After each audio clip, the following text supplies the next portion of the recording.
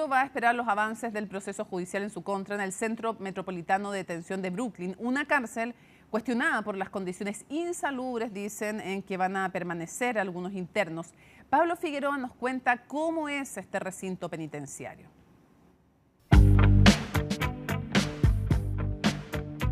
Fue en 1997, ese lejano año donde esta canción, que es un cover de The Police, le dio a Puff Daddy su éxito internacional más grande.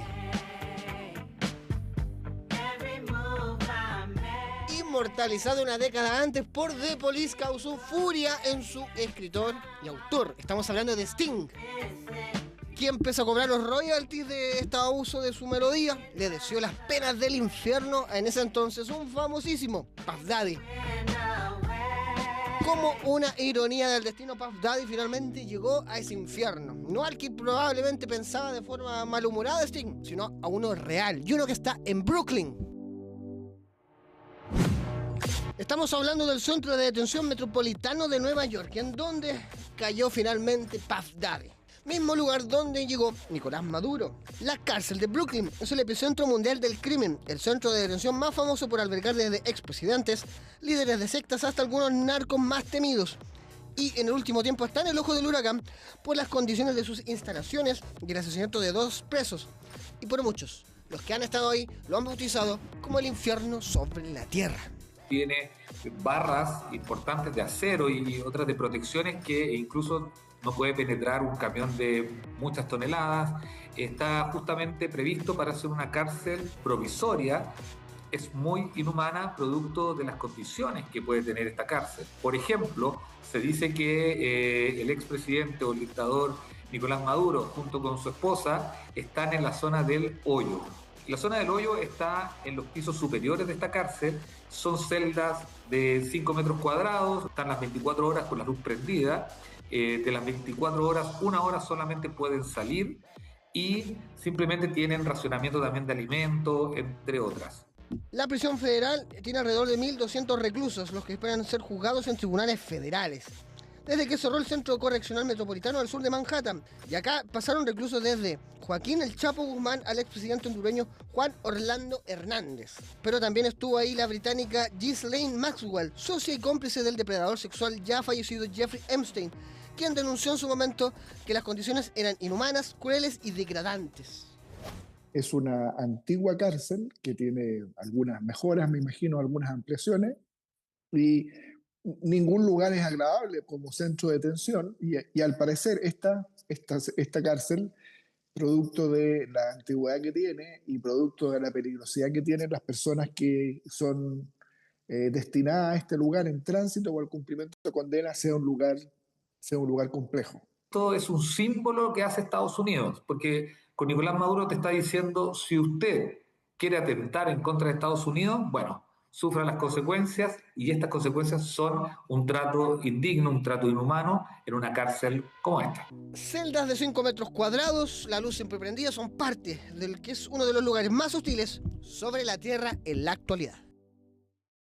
Vamos a la frontera entre Colombia y Venezuela con Martín Ortiz, que está en ese lugar en Cúcuta, para contarnos cómo ha sido esta jornada. Martín, una jornada en que vuelve a recibir o a crearse discusión a raíz también, entre otras cosas, de los calificativos del presidente Donald Trump ayer a bordo del avión del Air Force One, diciendo que básicamente estaba produciendo cocaína, que lo estaba soportando y tolerando el presidente Petro, y por lo tanto que también, ojo ahí, que le quedaba poco básicamente. Pero te pregunto, no, que le quedaba poco lo dijo respecto de Cuba, pero que estaba en el fondo en una situación complicada, está en la mira básicamente.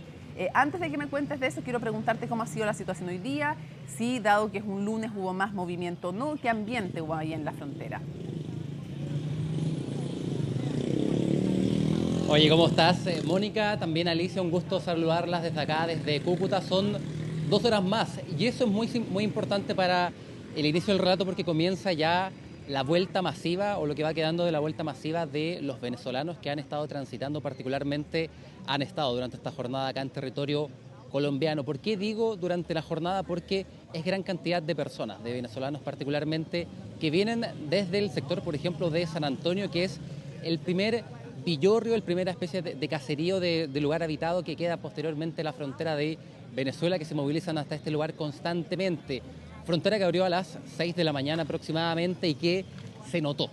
Si la pregunta es si cambió un poco del fin de semana esta jornada, se notó bastante el cambio de flujo de personas y particularmente de las que se movían durante la mañana, desde el lado venezolano al lado colombiano, y durante esta hora las que se van moviendo en sentido contrario hasta ahora. Y es un relato que se lo he escuchado a colegas de distintas partes del mundo con los cuales hemos conversado y que también lo han expresado. Se lo hemos escuchado principalmente a las personas, a los venezolanos y a los colombianos, una tensa calma. Suena un poco cliché, suena un poco una frase repetida que se ocupa en el periodismo, pero que es un factor a considerar pensando en lo que se vive durante estas horas y durante ya el transcurso de los días tras la incursión de Estados Unidos hacia Caracas y posteriormente la salida de Nicolás Maduro del poder en Venezuela. Y esto se debe, y también lo conversábamos ayer Mónica y Alicia, en lo que tiene relación con los siguientes pasos que puede dar Estados Unidos, concretamente, y la relación que va a tener ahora con las nuevas figuras de poder en Venezuela, en el caso particular de Delcy Rodríguez. Y lo que pasa acá en Colombia, tal como tú hacías la bajada muy bien, fueron las palabras del presidente Donald Trump durante la jornada de ayer, en la tarde-noche, refiriéndose nuevamente al presidente Gustavo Petro, presidente que como acción, una vez conocido lo que ocurrió en Venezuela y en Caracas, se reunió con distintos ministros acá en Colombia, particularmente con el ministro de Defensa, y articuló la movilización de distintas fuerzas armadas a particularmente los sitios o las fronteras terrestres más importantes. Esta es una, el Paso Internacional Simón Bolívar. De hecho, todavía está el contingente militar a esta hora, eso de las 8 de la noche hora colombiana, 10 de la noche hora de Chile, se comienzan a retirar para ya a las 6 de la mañana estar de nuevo de vuelta. Y ante las palabras de Donald Trump, también el presidente Gustavo Petro respondió a la interpelación, por llamarla de alguna otra forma, o este ir y venir de declaraciones entre ambas figuras, que tal como las escuchaba ustedes muy bien, ha tenido los ojos puestos no solamente de lo que pueda ocurrir en Colombia, también en Cuba y en otros países, Dinamarca, también en Medio Oriente con algunos lugares particularmente como Irán. Pero en el caso de Colombia, el presidente Gustavo Petro le salió a responder o le ha ido respondiendo a Donald Trump durante las jornadas, e incluso dijo que él, en algo no tan literal o en algo no que se vaya a cumplir como tal, pero la posibilidad del uso de las armas por parte de él si es que hay que defender el territorio colombiano y particularmente lo que tiene relación en esta ahora declaraciones de ida y vuelta entre el presidente de Estados Unidos y el presidente de Colombia, que como sabemos muy bien, la relación es de todo pero menos amistosa. Recordar, por ejemplo, que hace un tiempo atrás el presidente Gustavo Petro también tuvo un conflicto relativo ahí en Estados Unidos con un tema de una visa, así que ya no es la primera vez que se enfrentan públicamente y también que tienen estos dimes y diretes entre ambas figuras. Lo que nos concentra acá, y sobre todo en el Paso Simón Bolívar, es una tranquilidad. Ha aumentado el flujo, pero todavía no vemos a personas que vengan saliendo de Venezuela, particularmente por lo que ocurrió el fin de semana, ni tampoco a personas con las cuales hemos podido conversar que vengan ingresando a territorio venezolano por Colombia en torno a lo que fue la incursión de Estados Unidos en Caracas el pasado sábado en la madrugada, ahí en territorio venezolano, particularmente en Caracas. Martín, muchísimas gracias por toda la información de cada una de estas jornadas, además completos informes desde el lugar de la noticia, desde esta frontera entre Colombia y Venezuela, que seguimos atentamente porque obviamente que hay cada vez más tensión.